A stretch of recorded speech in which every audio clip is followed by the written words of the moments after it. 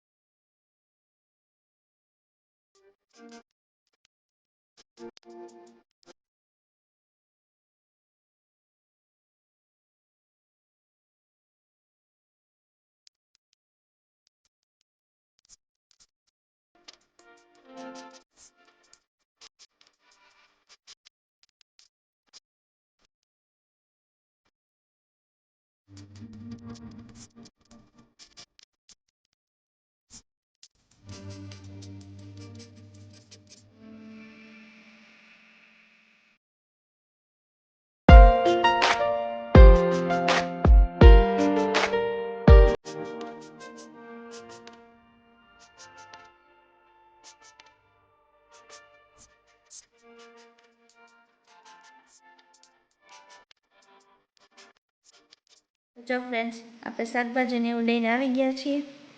અને જો કાવ્યાની ફેવરેટ વસ્તુ તો હું લાવી છું. હું તમને બતાવું શું શું લાવી છું. જો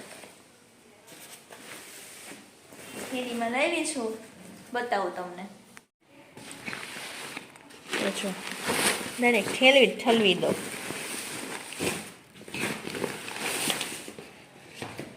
દળી ગયું મારું મરચું, શિમલા મરચું. જો કાવ્યાની ફેવરેટ સ્ટ્રોબેરી લાવી છું. આટલી જ લાવી કારણ કે બહુ સારી હતી ને, એટલે થોડીક હું લઈ આવી.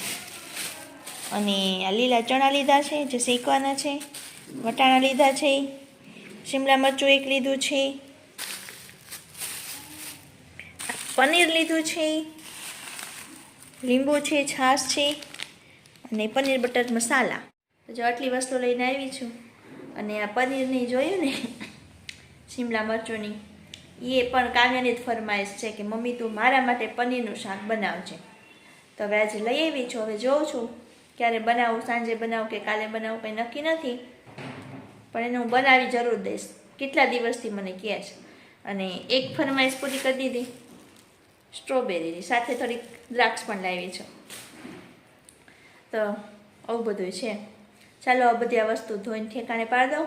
અને રસોઈનો પણ ટાઈમ થઈ ગયો છે. તો ચાલો રસોઈ બનાવવા માંડું. રસોઈ બનાવવામાં એવું છે, ટિફિન બનાવ્યું હતું એટલે મારે શાક ને એવું તો થઈ ગયું. પણ આજે શાક છે ને મેં ભીંડાનું ટિફિનમાં મૂક્યું છે, જે મને ઓછું ભાવે અને કાવ્યાની નથી ભાવતું. એટલે મેં વિચાર્યું કે આજ છે ને વઘારેલો ભાત ખાલી બનાવી નાખીએ એટલે ચાલશે અમારે મા દીકરીને.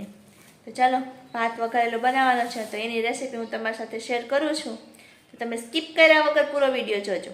બધી તૈયારી થઈ ગઈ છે. તો જો અહીંયા વટાણા લીધા છે લીલા, ગાજર છે, કોબી છે, બટેકા, સિંગના દાણા, લીલા મરચાં અને ડુંગળી, અને આ છે ભાત. તો જો બધી વસ્તુને આપણે સુધારી લીધી છે અને ભાત લઈ લીધા છે. તો એના પણ આપણે 2-3 પાણીથી પહેલાં ધોઈ લઈએ. સ્ટાર્ટ કરી દઈએ.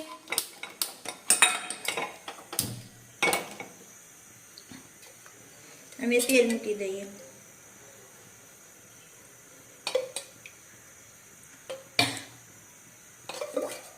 4 પાવડા તેલ લઉં છું હું.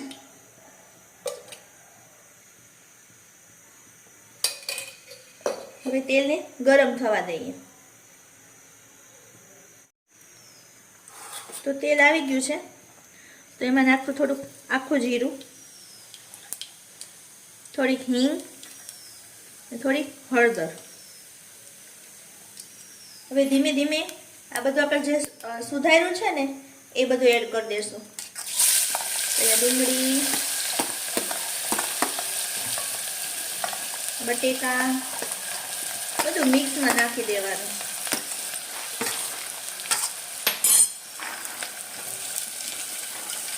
આમાં તો તમે જેટલી વસ્તુ નાખો ને એટલી ઓછી. બધું હલાવી લઈએ.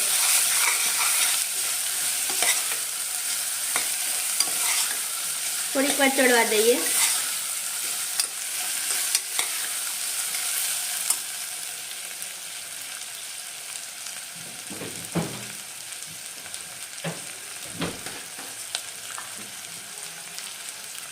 હવે એમાં નાખશું મીઠું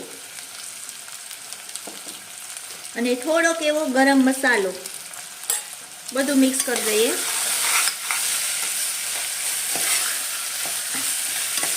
કેટલો કલર મસ્ત લાગે છે.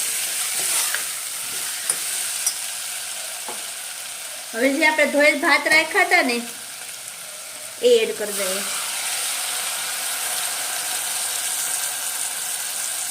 અને 2 ગ્લાસ પાણી.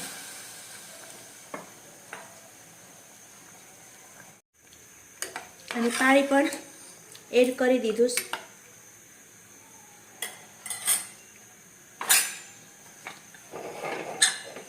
કુકર કરી દઈએ બંધ અને 3 થી 4 સીટી થવા દઈએ.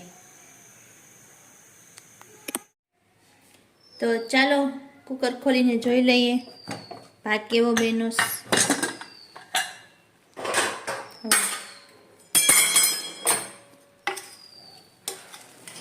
મસ્ત બન્યો છે.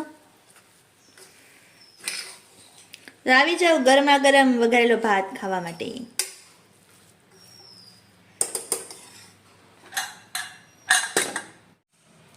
તો જો ભાત બનીને રેડી થઈ ગયો છે અને હવે રોટલી બનાવવાની છે. કારણ કે ખાલી ભાતે તો નહીં ચાલે, 1-2 રોટલી તો જોશે. કાવ્યાને પણ જોશે. તો ચાલો હવે હું રોટલી બનાવી લઉં અને પછી હું જમી લઉં. કારણ કે કાવ્યાને તો હજી આવવાને વાર છે, હજી 12:30 જેવું થયું છે. તો હું જમી લઉં. કાવ્યા તો 2 વાગ્યા પછી આવશે તો ત્યારે આપણે એને પણ આપી દઈશું. જો તો રસોઈ બની ગઈ, રોટલી બની ગઈ અને ભાત પણ બની ગયા. તો હવે વારી છે પાપડ શેકવાની. જો આ પાપડ તે દિવસે આપણે પાપડ બનાવ્યા હતા એટલે સુકાણા તો નહોતા, તો સુકાઈ ગયા છે. તો આજે હું તમને છે ને શેકીને બતાવું કે પાપડ કેવો થાય છે.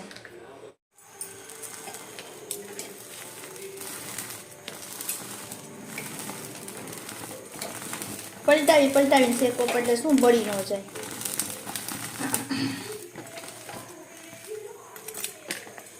તો જો મસ્ત ફૂલ્યો પાપડ. તો બધા પાપડ પણ છે ને આપણે આટલા જ સરસ બન્યા છે. તો ચાલો હવે હું જમી લઉં. તો જો જમવાની ડીશ રેડી થઈ ગઈ છે. રોટલી, ભાત, પાપડ, ગુંદાનું અથાણું અને છાશ.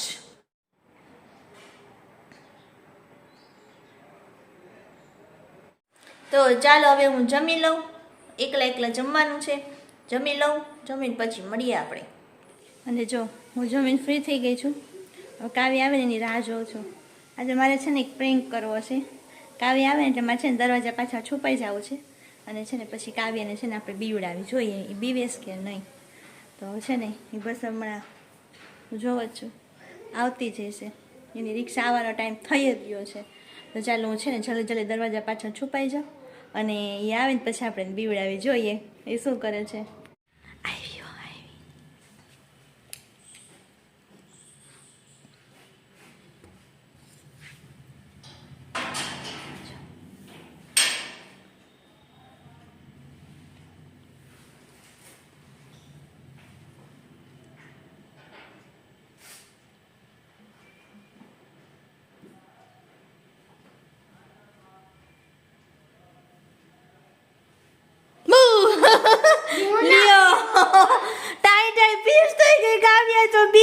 નહીં લ્યો મારો પ્લાન તો ફેલ થઈ ગયો કાવ્યા. હું કો કાવ્યા આવે ને એટલે હું એને બીવડાવું તો કાવ્યા બેન તો બી આય નહીં. શું કરું એને બીક જ ન લાગી. ઓહો હો કંઈક લઈને આવી. શું લઈ આવી? બી હેપી તે બનાવ્યું? તો નંબર આવ્યો? એક્ટિવિટી હતી. ઓકે એક્ટિવિટી હતું. આ અહીં અંદર છે ને આમાં 100 રૂપિયા નોટ આવી છે. એમ તો લાય 100 રૂપિયા હું નાખી દઉં. તો રૂમાલ નાખને આ. જો મને રૂમાલ નાખવાનું કે. હાલો જમવા નથી બેસવું? બેહવું છે. હા જો આનું જમવાનું અહીંયા તૈયાર જ છે તો બેસી જા જમવા કપડાં બદલાવીને. બોલ જો જો રે ભાઈ ભાઈ અમેરે કાઠિયાવાડી જે જીરે જીરે અમેરે કાઠિયાવાડી. આ કાઠિયાવાડી ક્યાંથી ઘરમાં આવી ગયા? કાઠિયાવાડી. હા તો આવતા આવતા ડાન્સ કરે છે. બોલો હવે આનું મારે શું કરવું? આટલી બધા કેમ ખુશ થતા આવો છો? અમેરે કાઠિયાવાડી હંમેશા મોજમાં રહી જે જીરે જીરે અમેરે કાઠિયાવાડી. કાઠિયાવાડી ઘરમાં આવી ગયા ને પાછા ગીત ગાઈશ. જો જવાન હું કરું? चश्मा लगाओ ना सर. नाम क्या है आपका? अंसाबेन भरतभाई परमार. मौड़ी फायर ब्रिगेड क्या तो તો ચાલો ફ્રેન્ડ્સ આપણે આજનો વિડીયો અહીંયા પૂરો કરી દઈએ. નેક્સ્ટ વિડીયોમાં પાછા મળશું. એ પહેલાં જે કોઈ અમારી ચેનલ સબસ્ક્રાઈબ ન કરી હોય તો સબસ્ક્રાઈબ કરી દેજો, લાઈક કરજો, શેર કરજો અને કોમેન્ટ કરજો. તો મળશું નેક્સ્ટ વિડીયોમાં. ત્યાં સુધી બધાને જય શ્રી કૃષ્ણ, જય માતાજી.